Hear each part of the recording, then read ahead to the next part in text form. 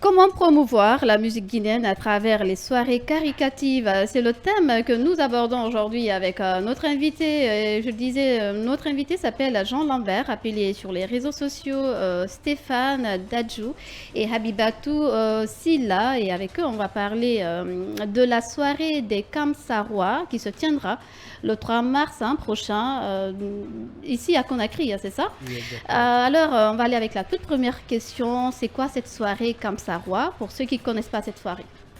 Ok, d'accord. Ce qu'il faut savoir, c'est que la nuit des Kamsarois, Mhm. c'est un événement qui consiste à rassembler tous les ressortissants des Kamsar qui Ok. sont ici à Conakry dans une ambiance festive qui s'organise déjà une seule fois par an. Mm.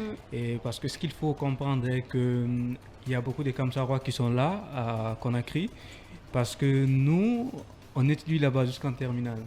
Ok, Après, comme ça, hein? oui, exactement.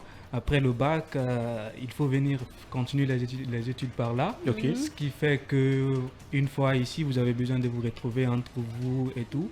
Donc c'est dans ce sens-là que ce concept-là est venu en fait. Ok. Moi, j'ai bien envie de savoir, tu es réellement ce Dadju qu'on voit sur les réseaux sociaux, sur TikTok, etc. Oui, exactement. Oui. Ok. Mais Mais Dadju a des gros parce yeux. que- non, Oui, parce qu'il a porté une casquette, quoi. Exact. S'il enlevait la casquette, je croyais que ça allait.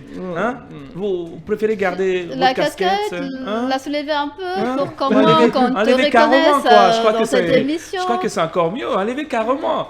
Oui, je crois que c'est encore mieux comme ça. Oui, avec les lunettes noires peut-être. Parce que c'est comme ça, on reconnaît Dadju. Donc, il y a pas de souci. Alors, oui, vas-y, Non, non, vas-y. vas-y. Alors, dites-nous, on va parler de votre soirée d'abord. Comment comptez-vous organiser cette troisième édition de Nuit des Kamsarois? Ok, d'accord. D'abord, la nuit des Kamsawa, la première édition, nous l'avons organisée en 2020, la deuxième en 2021 et en 2022, on n'a pas organisé d'édition Pourquoi? parce que j'étais trop pris en fait par d'autres trucs. Ok. Mais les gens ont tellement demandé la troisième édition que je me suis précipité là-dessus pour pouvoir l'organiser avant le mois de Ramadan et tout. Donc ce que nous essayons de faire au niveau de cette troisième édition, parce que déjà ce qu'il faut savoir est qu'il faut grandir d'édition en édition. La première édition c'était pas mal, la deuxième on a réussi à rassembler les grosses têtes et tout. Donc cette troisième édition, nous allons essayer de mettre encore une touche particulière sur le concept. C'est quoi cette touche particulière? Ok, déjà, la deuxième édition, nous avons envoyé des grosses têtes comme niveau artiste d'abord. Nous avons envoyé Balioza qui vient de Kamsar déjà. Après, nous avons envoyé le couple Azaya Bintou et tout.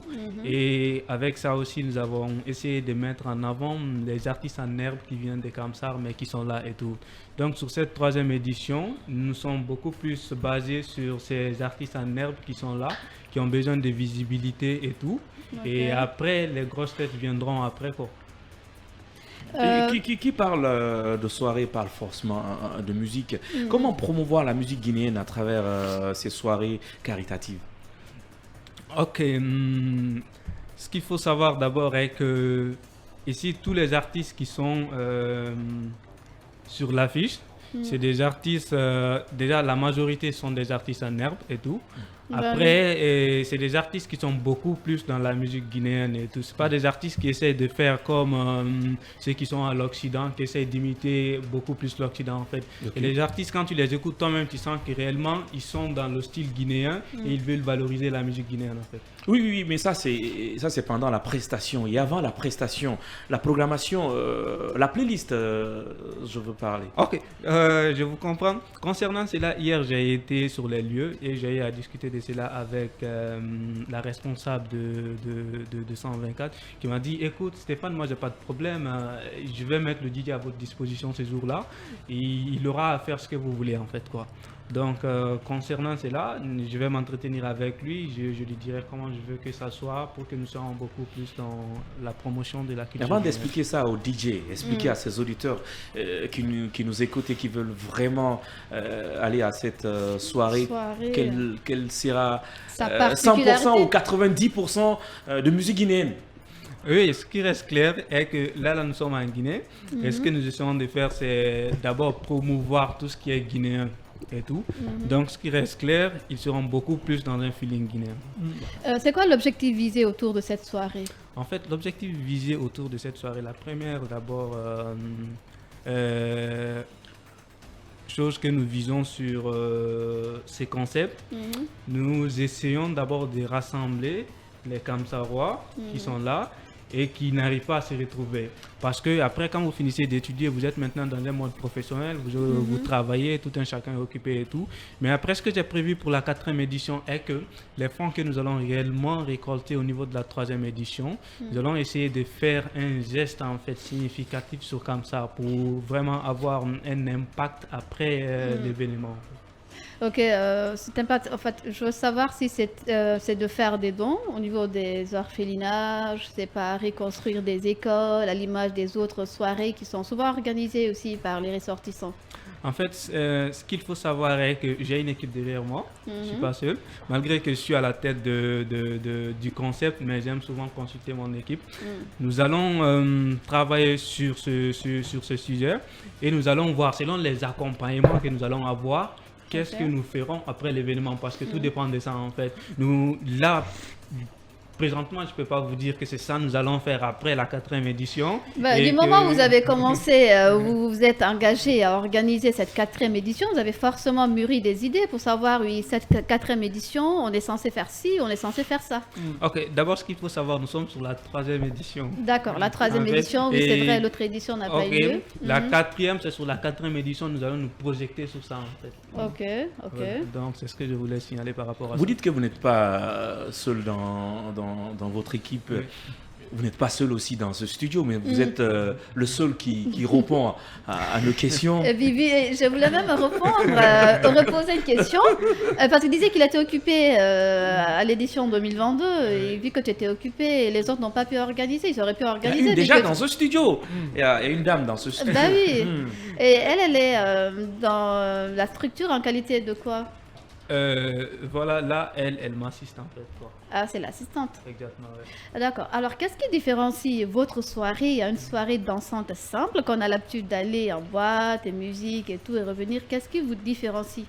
Ce qui nous différencie avec nous, déjà, c'est une rencontre, c'est une retrouvaille en fait, entre une communauté. C'est pas juste des personnes qui veulent aller danser, qui partent danser et qui reviennent. C'est des personnes qui partent pour rencontrer les visages qu'ils n'ont pas vus des années. Et en fait, ce qui fait la différence entre... C'est une sorte de retrouvaille en fait. Exactement. Ce qui fait la différence entre une soirée ordinaire et une soirée de retrouvailles entre une communauté. Ok. Vous voulez ajouter quelque chose, madame? Non, juste qu'on vous attend et franchement, ça sera meilleur que l'édition Mais comme on dit, c'est Kamsarois, c'est pour les ressortissants. Est-ce que d'autres sont conviés à votre soirée? Oui, bien sûr, évidemment. Qui ne sont pas de Kamsa? Oui, exactement. Ce que vous devez savoir est que il y a beaucoup de personnes qui m'accompagnent quand je suis sur un projet ou que je suis sur un événement et tout. Déjà, il y a même des personnes qui me disent, écoute Joe, nous on va prendre des tickets qu'on va offrir à la jeunesse Kamsarois et tout, à la jeunesse Kamsaroise, nous allons venir assister à ton événement parce que tout ce que tu fais, nous sommes là pour te donner de la force. Donc, ce qui veut dire que c'est pour la jeunesse de Kamsa et pour tous qui veulent ou tous qui aiment la ville Kamsa. En fait. Je pense que c'est vrai qu'il y a beaucoup de soirées à la nuit de Kania, la soirée Pita, des Kamsarois, Pita, Koyi et voilà. tout. Est-ce qu'il ne faut pas retravailler sur d'autres événements différents des soirées? Oui, c'est bien possible de revoir la formule parfois et tout, c'est bien possible. Là, ça fera l'objet d'une analyse et tout, donc c'est possible quand même, tout à fait faisable. Alors, avez-vous aussi pensé peut-être à organiser une soirée Kamsarois, mais que cette soirée puisse se tenir à Kamsa, parce que c'est pas, en fait, cette soirée, ça sera seulement peut-être les gens qui habitent la capitale, et non ceux qui sont à l'intérieur parce qu'il y a le déplacement. Est-ce que vous avez donné aussi une chance à ceux qui sont là-bas d'assister à la soirée en place? Bon, ce que vous devez savoir est que cette soirée que j'organise là, il y a beaucoup de personnes qui viennent de Kamsa pour assister. Assister, oui, je sais. Ils viennent de Kamsa pour y assister, mais c'est possible aussi d'organiser à Kamsa. Mais juste, je me dis que le contenu du concept, ça va un peu changer. Parce que moi, je me dis que là, c'est pour ceux qui viennent de Kamsar et qui sont là. Ils veulent se retrouver. Ils n'arrivent pas à se retrouver. Il y a le boulot qui est là, d'autres... Oui. Qu'est-ce que vous souhaitez ajouter à cet événement? Bon, ce que je souhaiterais réellement ajouter à cet événement, c'est de pouvoir en fait avoir tous les Kamsarois sur cet événement et tout. Pour que quand on pose l'événement, qu'il n'y ait pas une personne qui se sente écartée ou qui se sente oubliée en fait. Ce qui fait que d'édition en édition, j'essaie de placer deux grosses têtes comme parrain et marraine. C'est des personnes qui viennent réellement de Kamsar, mais là qui se démarquent dans le monde professionnel. Alors on est à la fin de l'émission, on me fait signe. Alors un petit message, par exemple, on va parler de la billetterie, c'est à combien, où est-ce qu'on peut aller, où est-ce qu'on peut partir pour acheter ces tickets. Rapidement. Ok, rapidement, ce que je dirais pour prendre les tickets, en fait, il suffit juste d'appeler le numéro suivant, le 623 64 33 31. Et j'invite tous les Kamsarois et tous qui aiment la ville Kamsar de venir assister à cet événement. Et le billet est à combien? C'est à 40 000.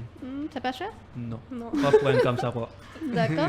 Ah ouais, les Kamsarois sont riches. Ouais, c'est des stars. Ok. C'est des stars, vous êtes riches. Alors je vous dis merci.